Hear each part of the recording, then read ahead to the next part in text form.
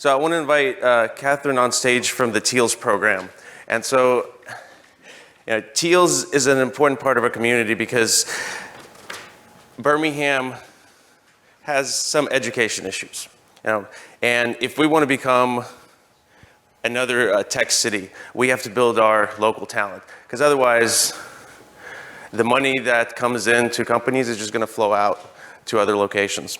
So that's why we invited TEALS to come to our conference, and we would like for y'all to take a few minutes and let them tell you about the program and why it's important.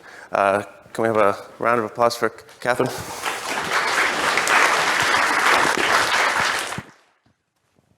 So thank you everyone for having me.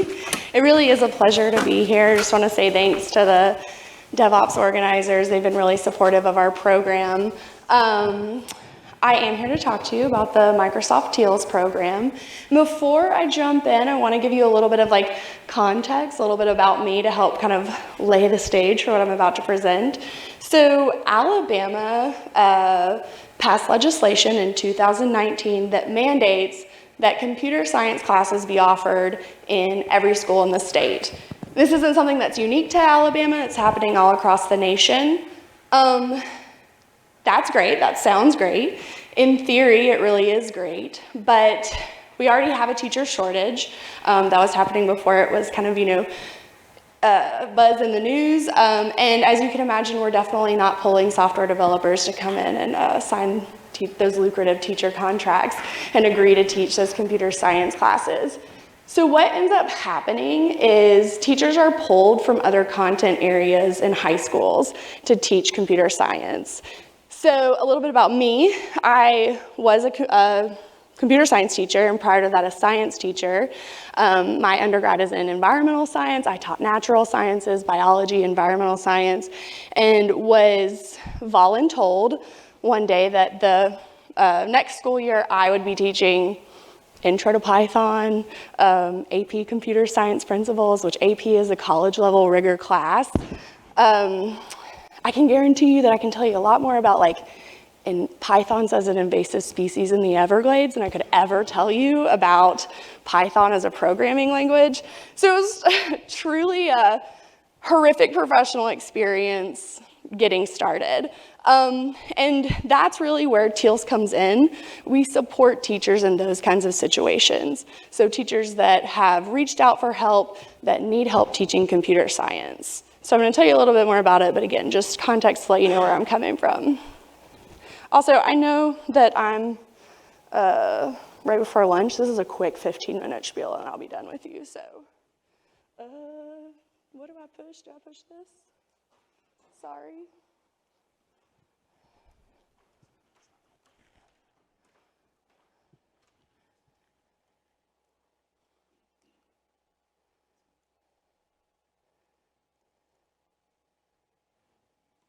Okay, and then it'll just... Okay, great. So, yeah, just want to introduce you to our team in Alabama. We are small but mighty. So Dr. Belinda Patton is my counterpart. She couldn't be here this morning. She's actually right now working with onboarding schools that have applied and interviewing volunteers who have applied. So she'll be here later in the day. But I already told you about me. My name's Katherine.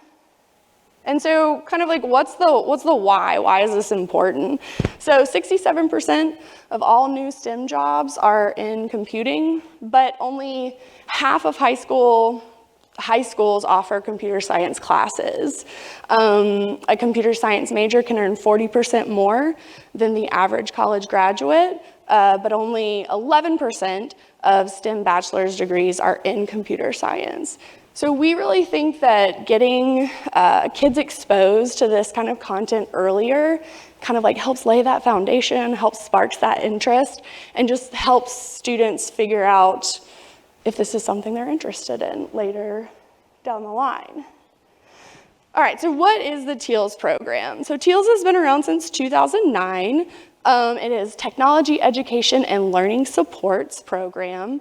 Essentially what we do is we help classroom teachers learn to teach computer science. And we do that by partnering them with, like I said, like tech industry professionals who volunteer. Our program's completely free to schools, so there's no cost to them. Microsoft foots the bill. They basically just pay, they just pay for me to help manage these schools and volunteers. So we really focus on increasing access to CS, exposing students to the kind of competitive job market that's out there, helping them just, learn the subject matter. And we do that thanks to a huge cohort of volunteers. So volunteers are really the foundation of our program, and what that means is we have this like 4-stage process that folks like you get involved with the program. So we recruit volunteers with backgrounds in computer science. I've had a lot of people say like, whoa, but I'm not a software developer. It's intro, and at a high school level, it is very introductory. So really it's open to so many people in the profession. So that can include software engineers, IT professionals. We have a lot of college students majoring in computer science that help us out. We train our volunteers. We absolutely don't just throw you into a classroom. You go through thorough but brief training over the summer just to make sure that you're equipped to kind of interact with high schoolers in a classroom environment and teaching the content area. We place you based on where you live, what you're interested in teaching, your schedule availability, right? So we're really working with volunteers every step of the way to just like make it a successful experience. And then we're there to support you throughout the school year. So, like I said, TEALS has been around since 2009. We are, across the nation. We're in British Columbia now. We've recently expanded internationally, which is exciting. And as you can see on this map, we kind of have like our established areas, and then we have these like designated expansion regions. So you can see Alabama is an expansion region, both in Birmingham area and in like the Montgomery Black Belt area.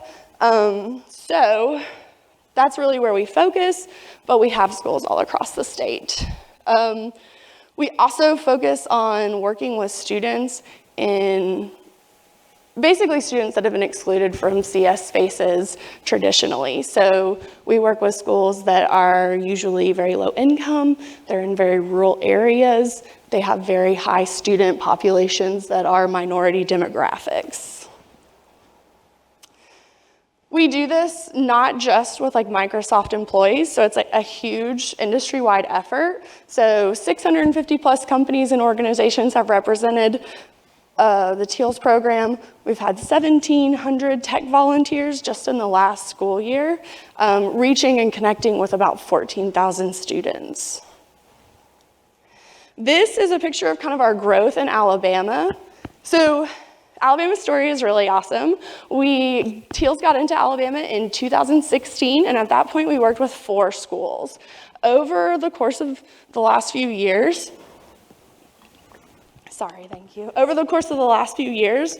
we've grown so much. So we currently work with about 25 schools. Again, schools apply, and nobody's really turned away if they need the help.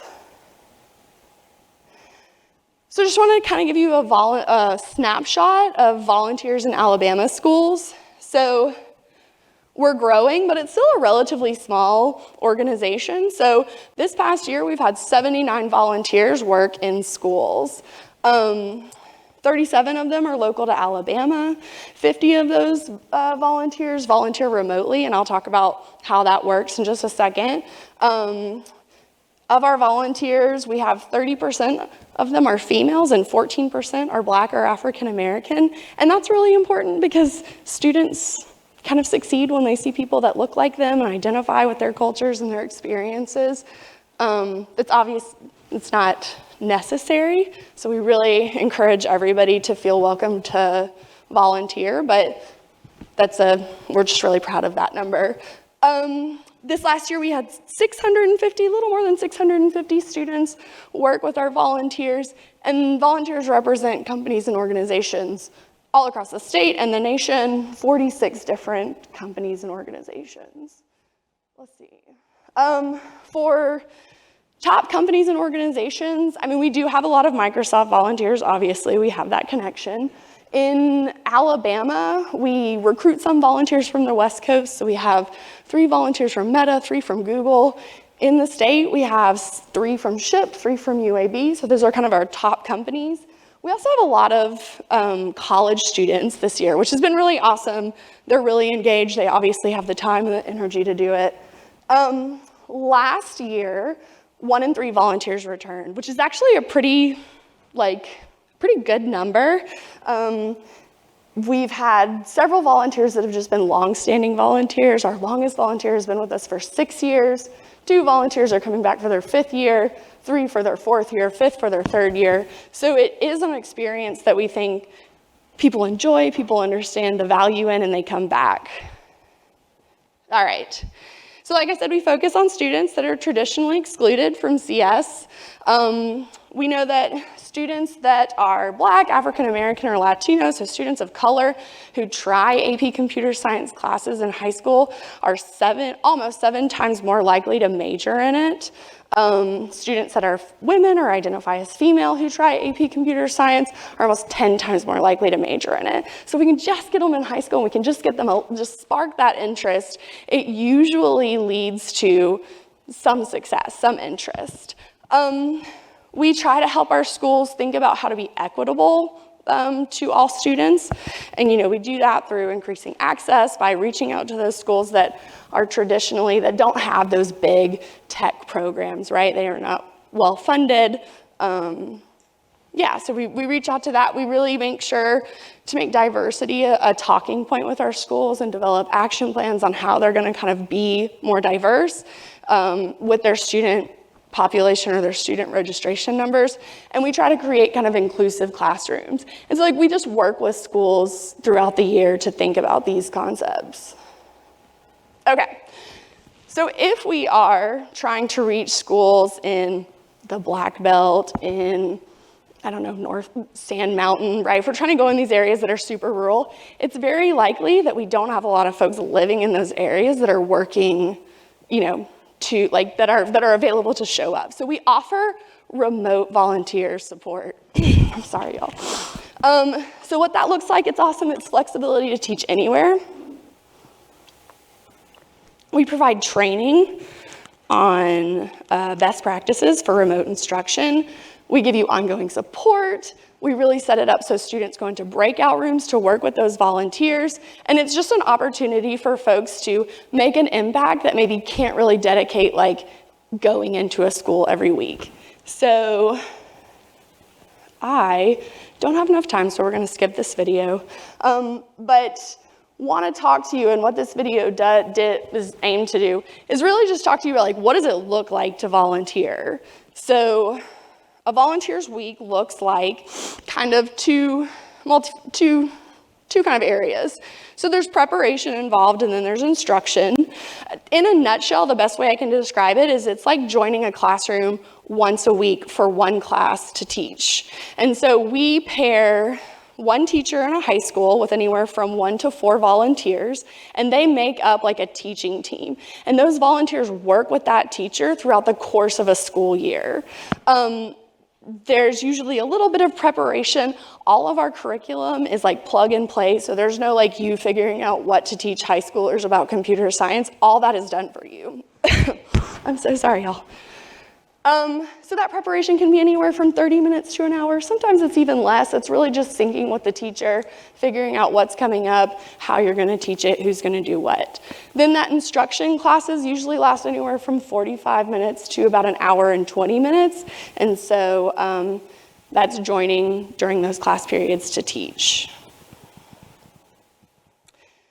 Okay, so we offer several different classes. I will say for my folks in Alabama, those first 2 classes, Intro to Computer Science and AP Computer Science Principles, those are really our most utilized classes right now in the state. I'm here, I have a table back out in the exhibitor area, so if you want to know more about the curriculums, I'd be happy to go over it with you. They're very introductory, and they're really just meant to kind of spark student interest, like I said. Okay, so I have oodles of examples of success stories, but we'll get through that really briefly. Just wanted to let you know that, yeah, we have volunteers all across the country. If you're not from Alabama, you can still volunteer in your community. So if you get with me, I have like a little connect card, and it will actually connect you directly to whoever's kind of in my position in your area. I think we actually also have volunteers here, forgot to mention that. So if you're a TEALS volunteer, can you raise your hand just really briefly? So yeah. Yes. And they really do deserve a round of applause. Our volunteers are phenomenal. They give so much. You know, feel free to check in with them. They'll tell you the good and the bad. Education is crazy. I'm sure you've heard about it. There's never a dull moment. There's, especially in the schools that we're in, you know, you just never know what you're going to be working with that day. So it takes a lot of kind of flexibility and a lot of just like determination to really give back. So last thing I'll leave you with is that volunteering is also good for you. You know, at bare minimum, it kind of gives you the warm, fuzzy feeling that you're like helping, doing something. Working with teenagers I think it's hilarious. It's so fun. It's never a dull moment. You know, you can connect and collaborate with other folks in the area that are interested in kind of like community service. And yeah, it just helps kind of create those relationships with students, potential mentor opportunities for the future. Just all in all, it's just a really fun and positive program. All right, it's lunchtime. I told you it would be quick and brief. That's all I've got for you. But if you are interested, like I said, I'm here and I'm happy to talk to you about it more in depth. You can scan this QR code just to like give me your contact information. You can also I'm not going to remember the website name right now, but if you like Google Microsoft TEALS, it'll come up. And I have all that stuff at my table too. So that's all I got for you. Thank you so much, Katherine, and thank you for what you do. And shout out to our host sponsorship for supporting that program.